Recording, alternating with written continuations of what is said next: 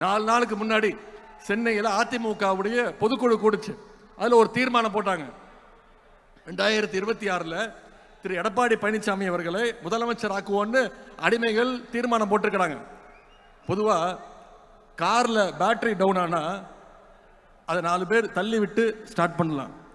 ஆனால் காரில் இன்ஜினே இல்லைன்னா எவ்வளவு தள்ளினாலும் அது ஸ்டார்ட் ஆகாது. இன்ஜின் இல்லாத கார் தான் இன்னும் இருக்கக்கூடிய அண்ணா திராவிட முன்னேற்ற கழகம். இப்போ பாஜக அப்படின்ற லாரி அந்த இன்ஜின் இல்லாத காரை எப்படியாவது கட்டி இழுத்துட்டு போக பார்க்குது.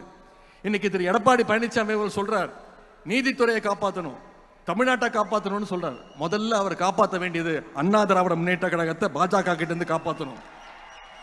இன்னைக்கு கட்சியிலிருந்து ஒவ்வொருத்தரா வெளியே போயிட்டு இருக்கிறாங்க. ஆனா அவர் என்ன சொல்றாரு, யார் வேணாலும் வாங்க, யார் வேணாலும் போங்க, நான் மட்டும்தான் நிரந்தர பொதுச் செயலாளர்.